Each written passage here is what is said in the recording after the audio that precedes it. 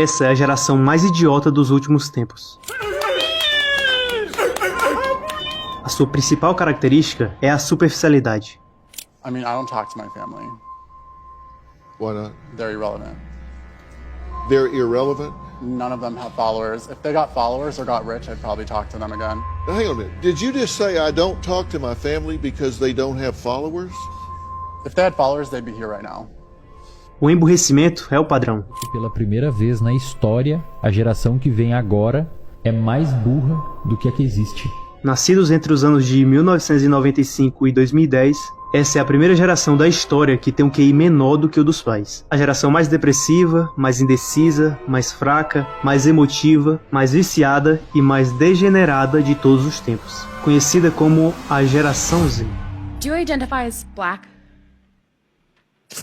A vontade de rir é grande, mas a de chorar é maior.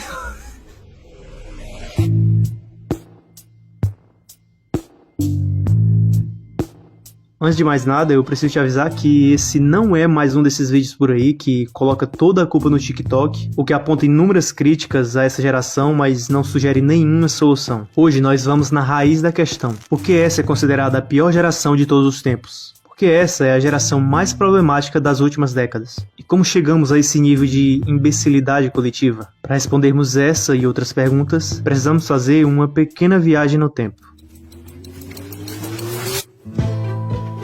Os pais da geração Z são aqueles que nasceram entre 1950 e 1980, as chamadas gerações X e Y. Eram pessoas que nos dias de hoje seriam consideradas qualquer coisa fóbicos que você puder imaginar. Criados de maneira tradicional pelos seus pais, foram ensinados desde cedo a ter bons modos e preservar os valores das gerações anteriores. Mas com o avanço da sociedade, esses valores vão sendo quebrados e substituídos gradativamente. Foi exatamente o que aconteceu nas gerações X e Y. Veja bem, é normal que aconteça mudanças socioculturais a cada geração. Os avanços tecnológicos, mudanças na demografia, movimentos sociais e eventos históricos são coisas que afetam as relações individuais, as percepções, valores e elementos culturais de cada geração. Nossos pais ainda viveram em uma época onde a educação em casa era feita de maneira mais rústica, digamos assim. O que o senhor faria se o senhor descobrisse que o seu filho está usando o Twitter? Aí eu mandava prender ele para não soltar mais nunca, a minha vez era essa. Os pais davam conselhos, ensinavam os filhos a ter responsabilidade e quando eles se tornavam jovens, estavam preparados para o mundo. Mas com um pequeno porém.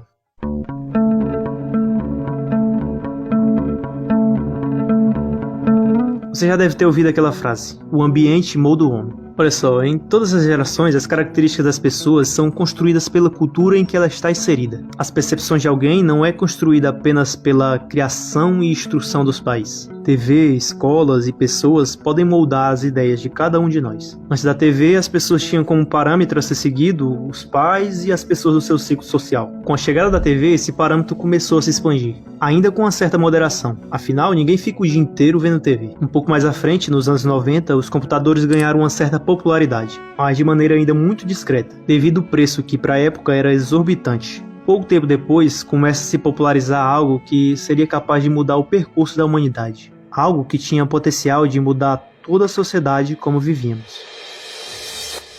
A internet, ela é a base e que permite que eu, daqui da minha casa ou do meu escritório, possa levar as informações até outras partes do mundo.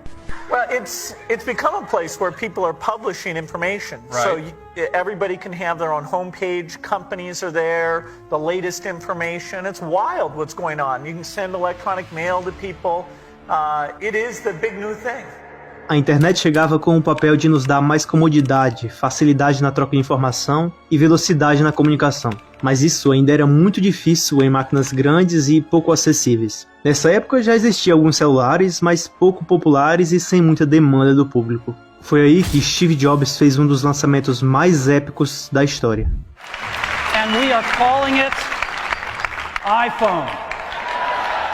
Esse não era apenas mais um celular para fazer chamadas e enviar SMS. Esse foi o responsável pela popularização dos smartphones no mundo. Em alguns anos, 50% da população mundial já tinha acesso a algum celular. E adivinha qual foi a geração que cresceu junto com isso tudo? Sim, a geração Z. Maravilha, agora sim. Informações para todos, o conhecimento na palma da mão. Esse será o maior avanço da história da humanidade.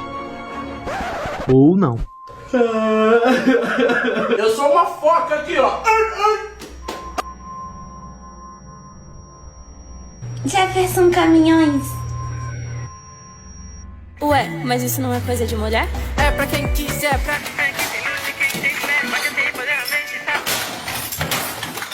Sim, a popularização da internet nos trouxe facilidades. Você pode falar com outras pessoas em tempo real, em qualquer lugar do mundo, fazer compras sem sair de casa e ter acesso a conteúdos de todos os tipos na palma da sua mão. É mesmo muita comodidade. E esse talvez seja o grande problema. Homens fortes criam tempos fáceis. Tempos fáceis geram homens fracos. Homens fracos criam tempos difíceis. E tempos difíceis geram homens fortes. Essa frase, apesar de muito clichê, nunca falha. Na geração dos nossos avós não tinha Netflix e quase não existia depressão. Eles trabalhavam 7 dias por semana e não tinha burnout. Tinham menos facilidades, mas não tinha ansiedade. E isso é exatamente o oposto dessa geração que eu tenho o desprazer de fazer parte. Vamos combinar, nunca teve tanta gente depressiva, sem propósito e doente. O gênero masculino está entrando em extinção. Os jovens estão extremamente fracos, não sabem qual o caminho que quer seguir, se veem em um amontoado de opções, informações por todos os lados. Os anúncios estimulam o consumismo, milhares de filmes para assistir, milhares de produtos para comprar, inúmeras profissões para seguir. Fazer faculdade de medicina,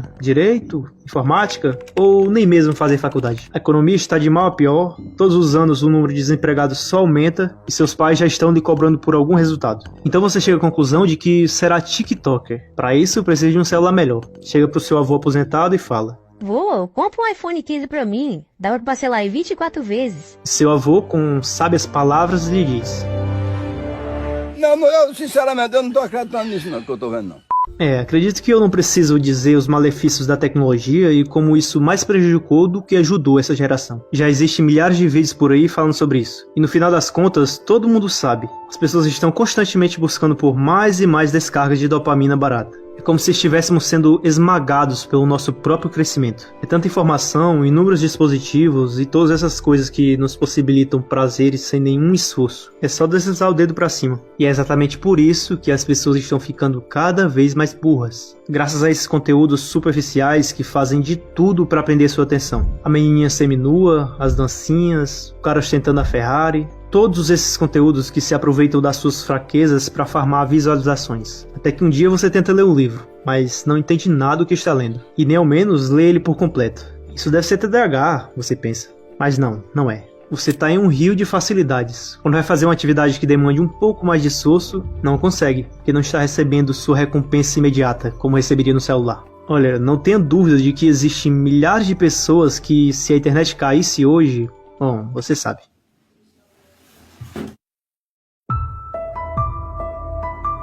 As redes sociais se alimentam do seu precioso tempo e os seus desenvolvedores estrategicamente fazem de tudo para prender você dentro dela o maior número de horas possíveis. Mas isso você já sabe. O que você não sabe é que os próprios criadores dessas tecnologias não deixam seus filhos consumir o produto que eles mesmos criaram. Steve Jobs falou que não deixava seus filhos usar o iPad. Bill Gates não deu celular a seus filhos até eles completarem 14 anos. É aquela velha história. Os traficantes nunca consomem a mercadoria. Com certeza a internet teve sua parcela de influência nessa geração. Mas não podemos colocar toda a culpa na internet ou na economia. Essa ainda é uma visão muito simplista do que de fato pode ter sido responsável por essa idiotização em massa. Então vamos mais fundo nisso.